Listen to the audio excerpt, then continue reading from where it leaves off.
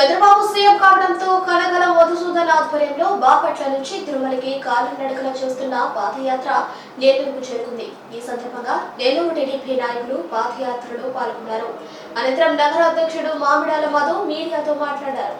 ఈ కార్యక్రమంలో Telugu Desam party, BNA మహిళా శక్తి యూత్ మరియు కార్యకర్తలు తదితరులు పాల్గొన్నారు.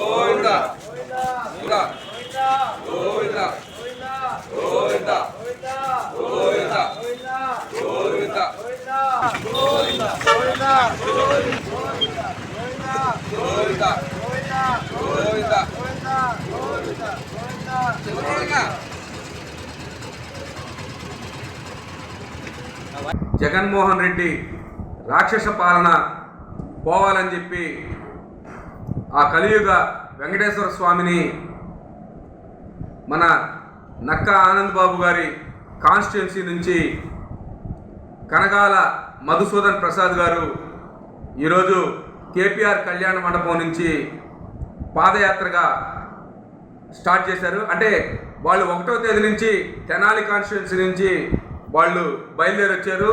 ఈరోజు 9 రోజులు కంప్లీట్ అయ్యి 10వ రోజు ఈరోజు నెల్లూరు నగరంలోని కేపీఆర్ కళ్యాణ మండపం నుంచి వాళ్ళు ఇవాళ ర్యాలీగా బయలుదేరారు.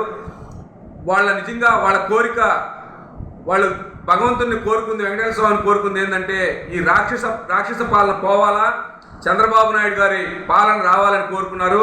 అలాగే చంద్రబాబు నాయుడు గారు పోయిన నెల 12వ తేదీ ముఖ్యమంత్రిగా ప్రమాణ స్వీకారం చేశారు. కాబట్టి వాళ్ళు ఈ నెల 1వ తేదీ నుంచి ఈ పాదయాత్రకి స్టార్ట్ చేశారు. నిజంగా కూడా ఆ రాక్షస పాలన పోయిన దానికి ఈరోజు ప్రజలందరూ కూడా విముక్తులై చాలా ఆనందోత్సాహాల్లో ఉన్నారు.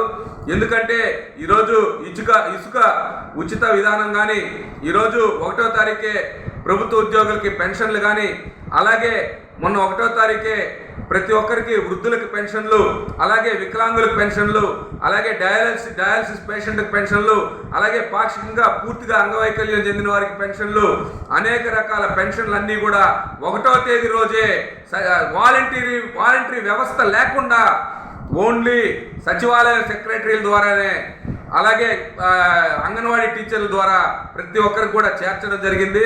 దాంట్లో ఖచ్చితంగా సక్సెస్ అయ్యారు బాబు గారు. ప్రభుత్వం స్టార్ట్ అయినప్పుడే వెంటనే మెగా డిఎస్సి 16,000 ఉద్యోగాలు రిలీజ్ చేశారు.